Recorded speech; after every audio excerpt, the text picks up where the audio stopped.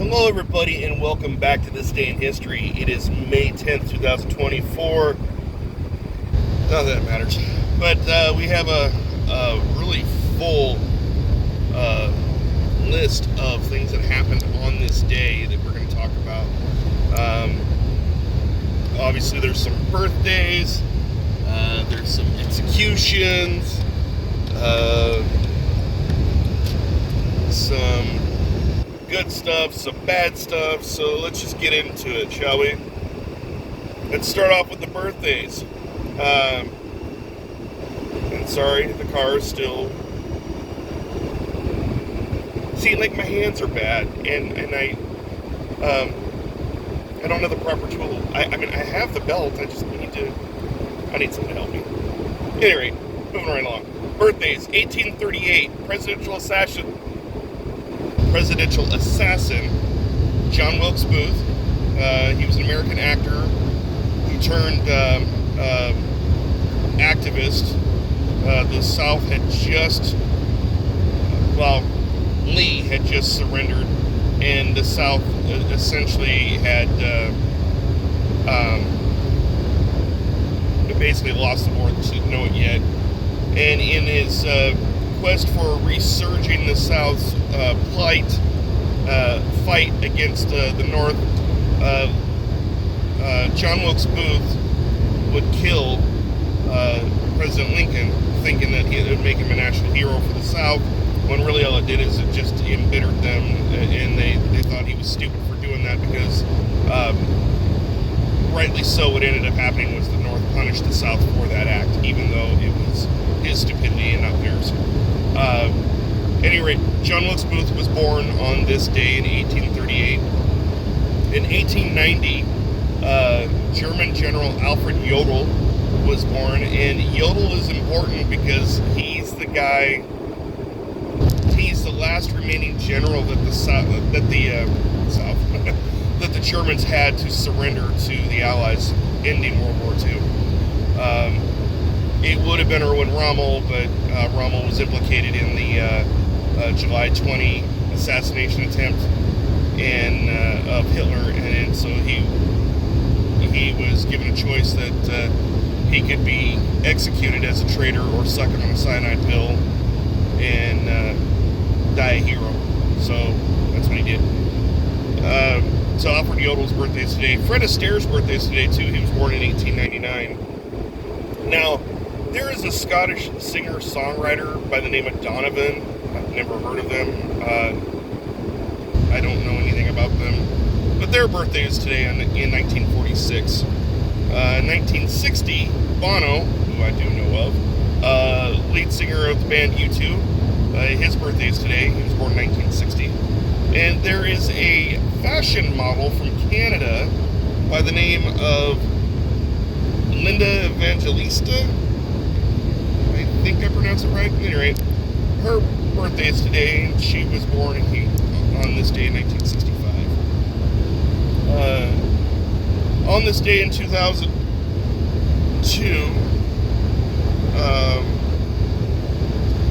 we had an FBI agent who was actually spying for the Russians.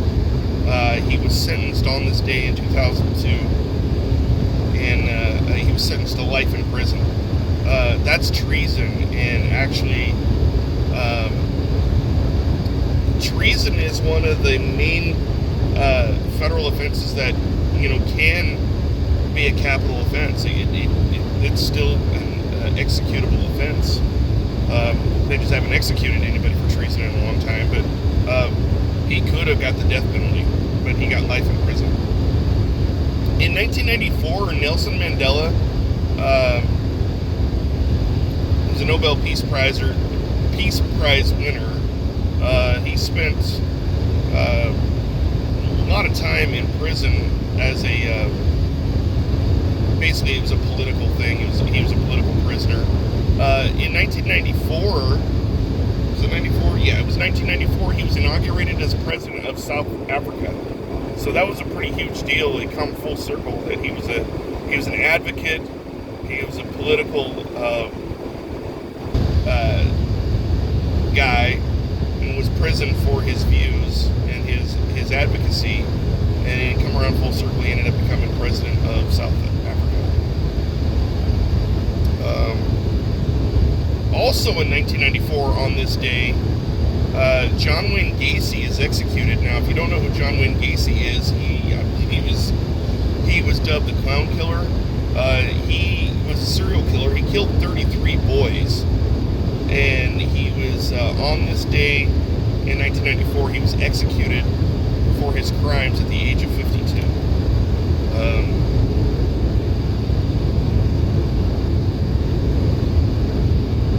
In 1962, Marvel would release the very first issue of the Incredible Hulk comic, and the rest is history. Actually, because Incredible Hulk is pretty iconic, and he's become an iconic superhero. But yeah, that was on this day, 1962. In 1940, a couple things happened. Germany would invade, on this day, Germany would invade Belgium, Luxembourg, and the Netherlands. And I have a sneaking suspicion that as a result of Germany invading, it was also on this day that Neville Chamberlain would resign as Prime Minister of England, and then Winston Churchill would take over for him. I have some views and some thoughts on Neville Chamberlain. I think the man was an unrealistic, naive fool. He thought that he was suing for peace by making Hitler sign this piece of paper that he wouldn't declare war on Europe, and that he was going to hold Hitler accountable to it. And the thing is that that piece of paper didn't mean anything to Hitler, and Neville Chamberlain had patted himself on the back as having, job well done. I maintained the peace in Europe. I averted Europe from going to war, and no, you didn't, because Hitler obviously didn't honor that piece of paper that he signed. He had no intention of honoring it, because in 1939, September 1st, 1939, he would go invade Poland, and then on this day, in 1940, he would move on to invade, Luxembourg, Belgium, and the Netherlands, and then, he would start his, solidifying his and fortifying his positions there in Europe. So, Neville Chamberlain, he resigns, and I suspect it's probably because he recognized that he failed, and he failed big time, and Europe was going to war, because they'd already started. In 1924, on this day, 1924, J. Edgar Hoover is made, he's made the acting director of the newly minted FBI, Federal Bureau of Investigations. It would be a year later that he wasn't just acting director, he was appointed as director, and then he would go on to hold that position for nearly 50 years. It's said that what he would do is he would gain dirt on all the incoming presidents, and he'd have a dossier on him, he'd have a file on him, and he'd basically blackmail them, and he would go to them, and on his first meeting with the president, the newly elected president, he's like, here's this file on you, this file stays secret, you keep me in my job, and all will be well.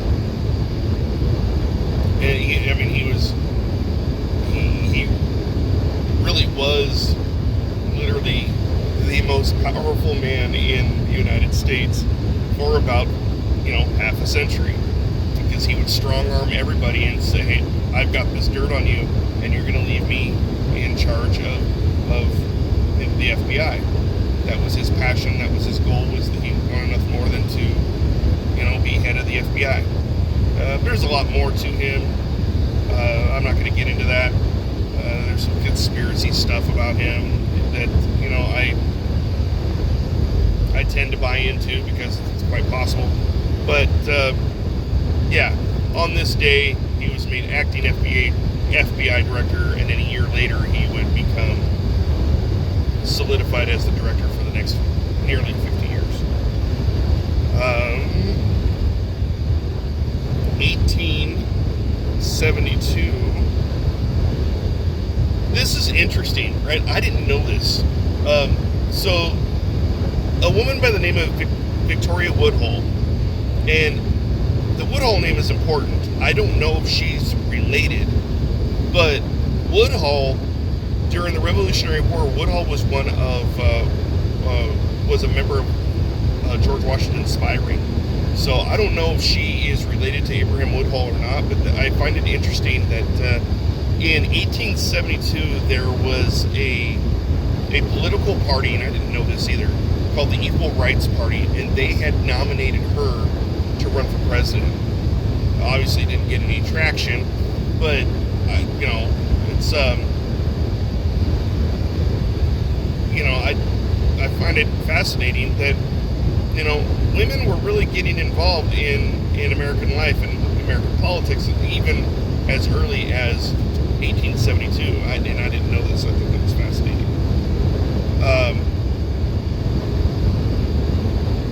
I got ahead of myself there. Oh well. So 1865. Sorry, I'm backtracking here. Going back to the Civil War, 1865. It's on this day that Jefferson Davis is captured by Union troops. Jefferson Davis, as you may or may not know, he was the president of the Confederated States of America. He was Lincoln's counterpart, and he did about 2 years.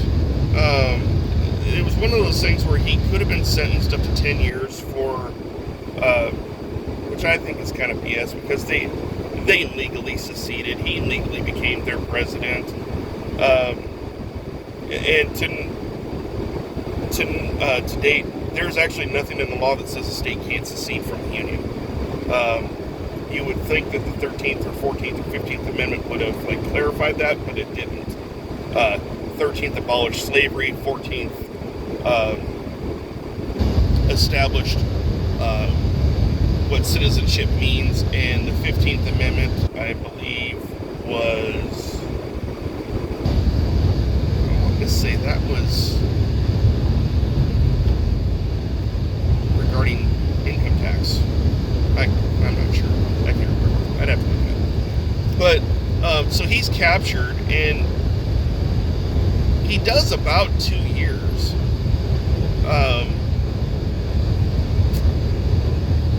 And the thing is that, so, really interesting story about him. History likes to paint all Southerners as bad people, that all Southerners owned slaves, which that wasn't the case. Not all Southerners owned slaves. And that, but of all those slave owners, that they were horribly cruel, they beat their slaves. Some did. I can't deny that some did, but not every slave owner was malicious, right? So I've heard an audio recording, and you can look it up on here on YouTube. There is an audio recording of a former slave.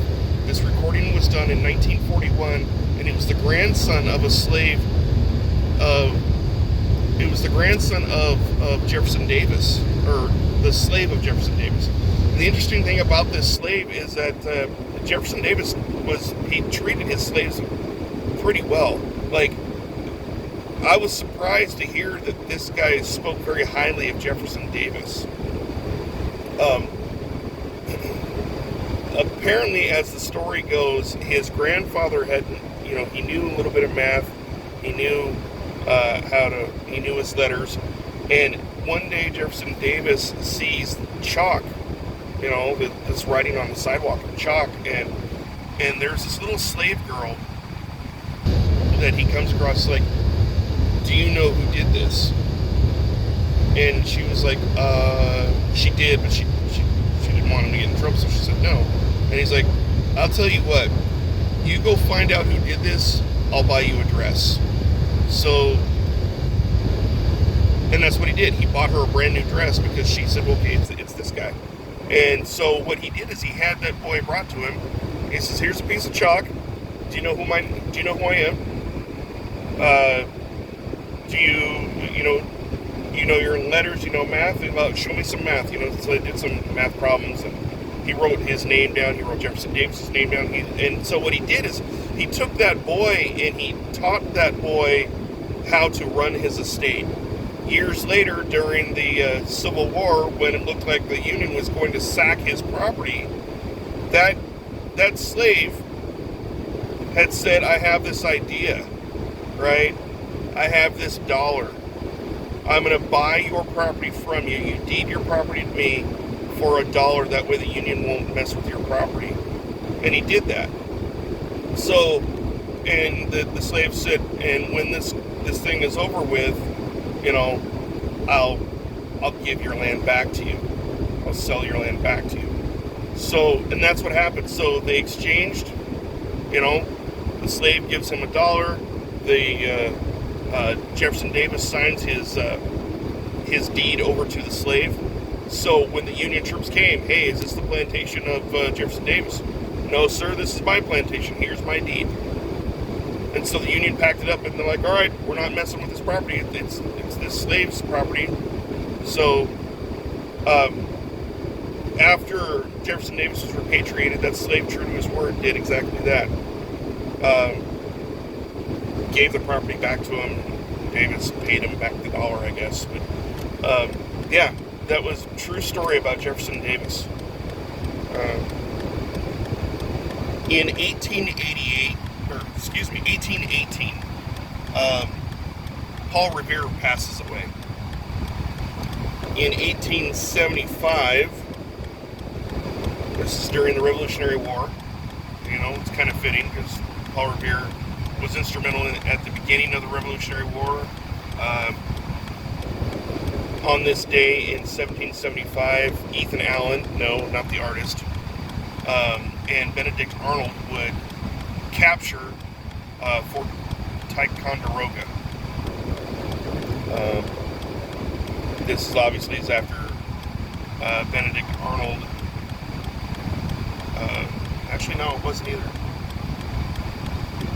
Benedict Arnold would eventually become a turncoat. But it wasn't at that time. And a year earlier in 1774, Louis XVI and Marie Antoinette, King and Queen of France, they're embroiled in the French Revolution. And what ended up happening was the revolution happened, the monarchy is dethroned, and it wasn't just a matter of them dethroning Louis and Marie Antoinette. They could have put them in exile, they could have sent them away or whatever, but they didn't. Because they didn't want to have any kind of reprisals. They didn't want to have it so that they'd raise up an army and they'd come back and they'd reclaim their throne, that kind of thing. No, they executed them. They executed them by beheading. And what was the implement of their beheading? That's right, that was the guillotine. The guillotine had just been invented not too long before that, and they were one of the first few people. There was actually somebody else that was a highwayman, was actually the first victim of the guillotine, but they were one of the first few people to be executed, I believe, by way of guillotine. And it's said that when Marie Antoinette was beheaded, that her head was still screaming or something like that. It was something profound, it dropped and rolled, and her eyes were open and she was staring at everybody, and they kind of got grossed out about it. Something along those lines. Anyway, so that is this day in history for May 10th. We will do it again tomorrow for May 11th. I am considering running up to Puyallup, Washington, which is the Washington State Fairgrounds. For one day only, they're going to have the $6 Million Man and the Bionic Woman there, and I think I'm wanting to go see them. So, we'll see. At any rate, it's a another bright sunny day. So to all of you out there, have a blessed day. Take care, and yeah, just have a good one. We'll talk to you later. All right, bye.